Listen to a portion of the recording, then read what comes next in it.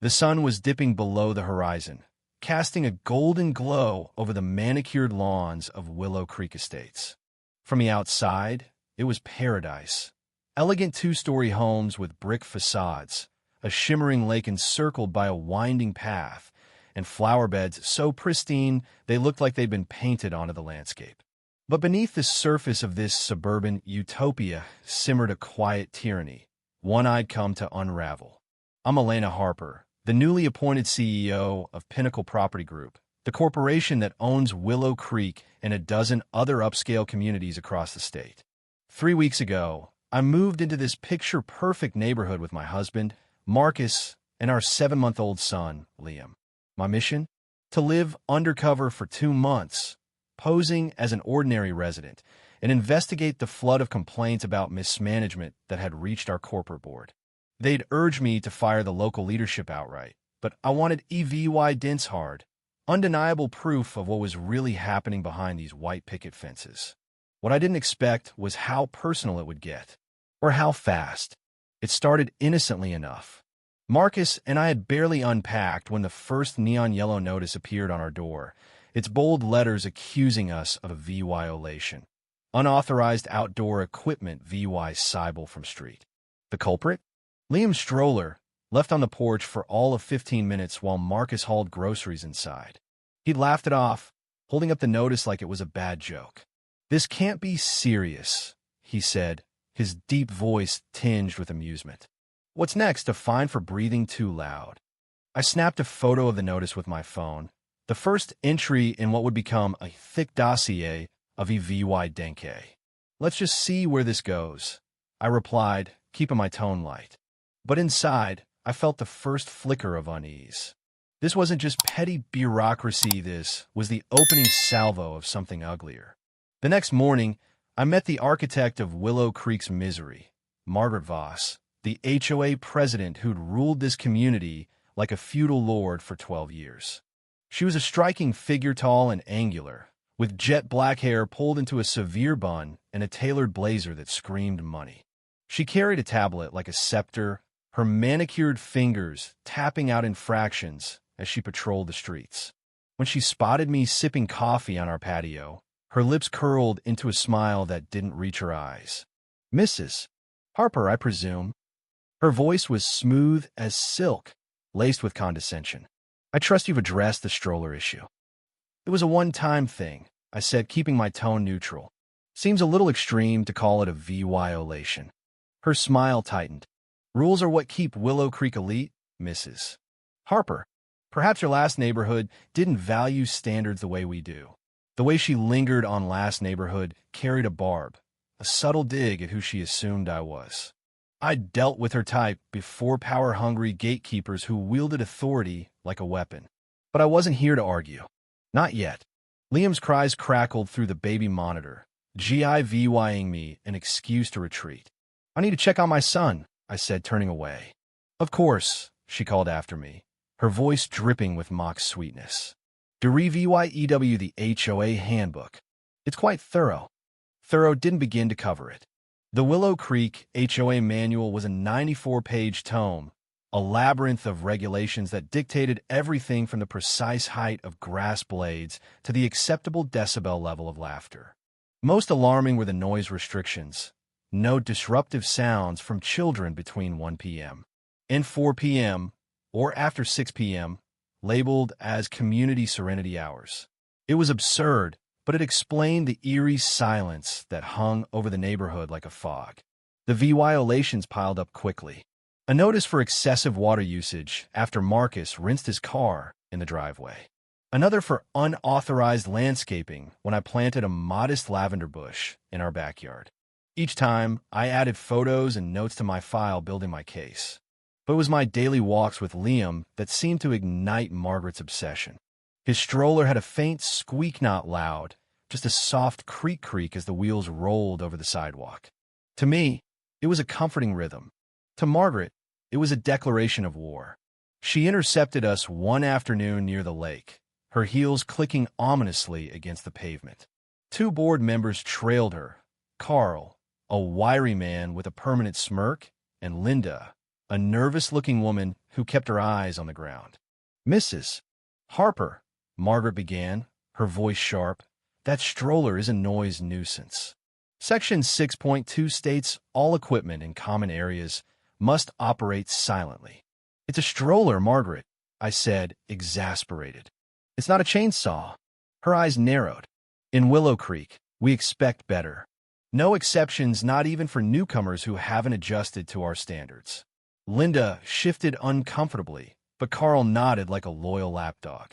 That evening, Marcus paced the kitchen, frustration etched into his broad shoulders. "This is insane, Elena. She's targeting us. Why not just tell her who you are and shut this down?" I shook my head, scrolling through the HOA bylaws on my laptop. I need more than a few petty fines. The board won't act on anecdotes. They need a pattern, something irrefutable. Let's see how far she takes it. The answer came sooner than I expected.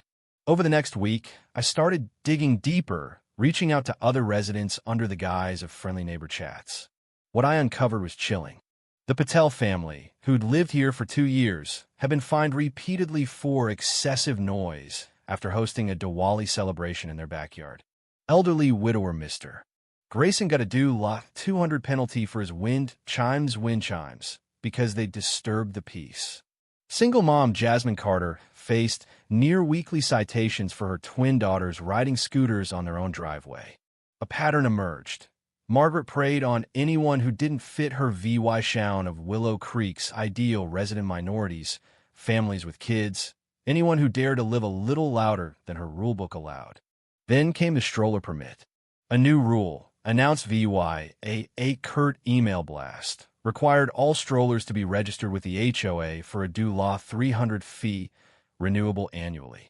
No board vote, no resident input, just Margaret's decree. Marcus stared at the email, incredulous. "She's making this up as she goes. You've got enough to bury her now, don't you?" "Almost," I said, typing notes into my encrypted file. "One more push, and she'll overplay her hand. I can feel it." That push came on a crisp Sunday morning. I was strolling with Liam around the lake, the air thick with the scent of pine and the distant hum of a lawnmower. The stroller hit a small crack in the pavement, letting out a sharp squeak. Across the path, Margaret was holding court with her inner circle, a clique of wealthy retirees who nodded at her every word. Her head snapped toward us like a predator locking onto prey. "Mrs. Harper," she barked, striding over with purpose. A small crowd of onlookers drifted closer, sensing drama.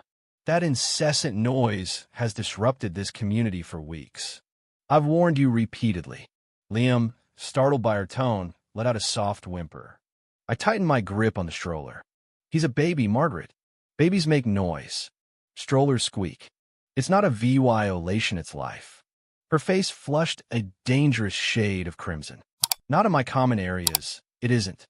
Section 6.8 gives me authority to confiscate disruptive equipment."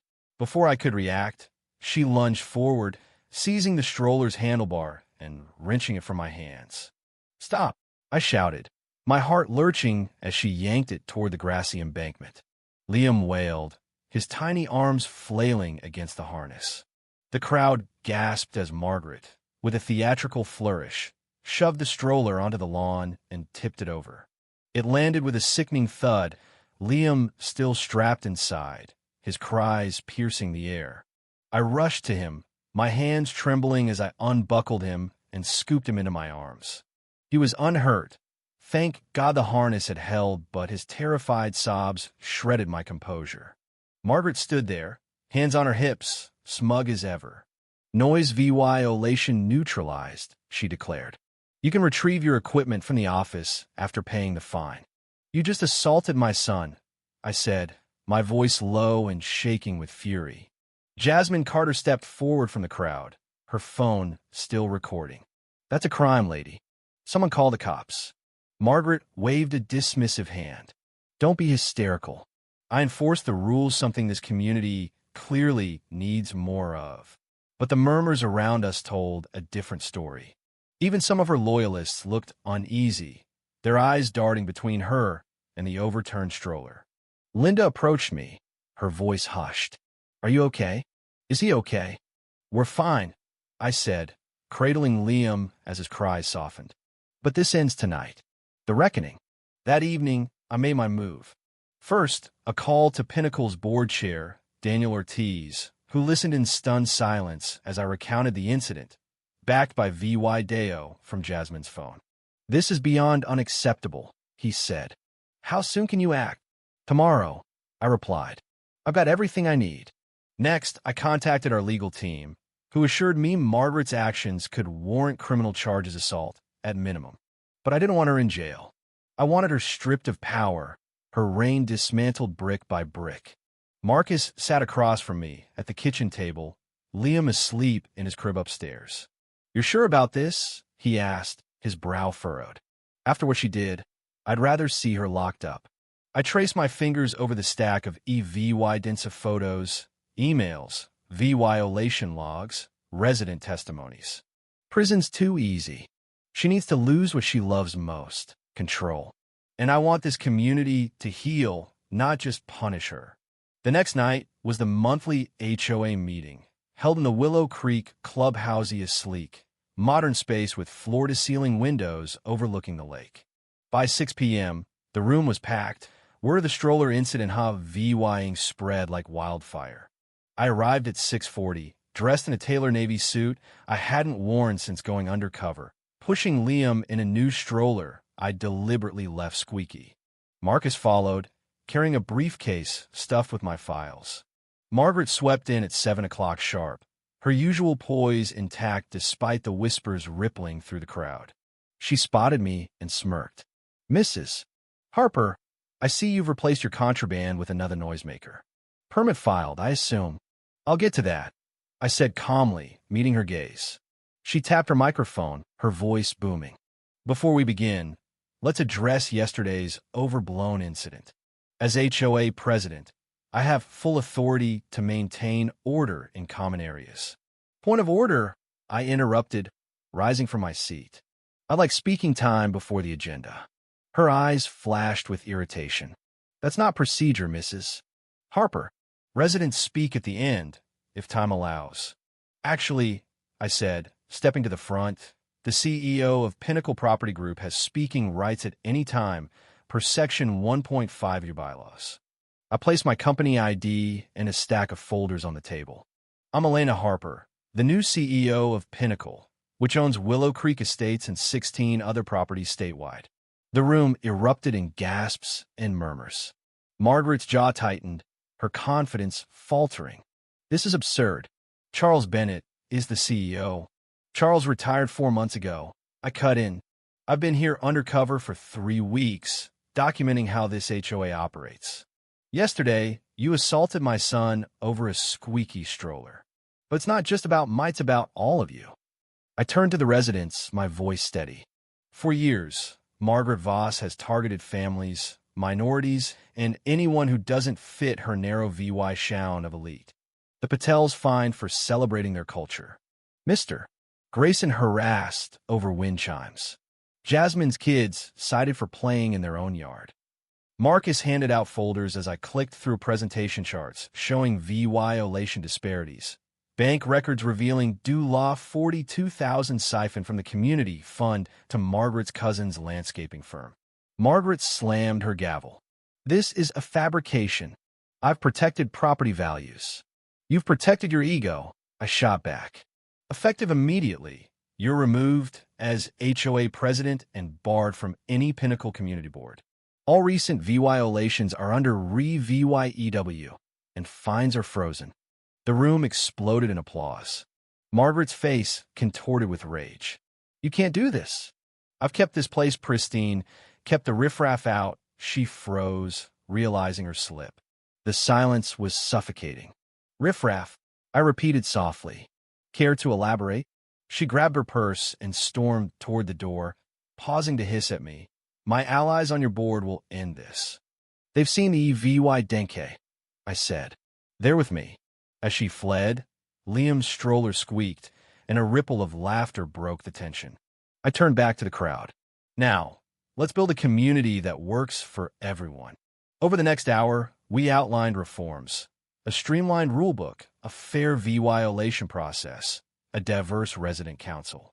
People shared their stories: the Patels' humiliation, Jasmine's exhaustion, Mr. Grayson's quiet defiance. Linda stepped up, vowing to help fix what she'd ignored too long. 3 months later, Willow Creek was unrecognizable not in its lawns, but in its spirit. The clubhouse buzzed with potlucks and kids' art classes. The lake path rang with laughter, not silence. Margaret sold her house and vanished, reportedly clashing with her new condo board within weeks. I stayed part-time, splitting my life between Willow Creek and Pinnacle's headquarters. Liam's old stroller sat in our garage, a relic of the battle that changed everything.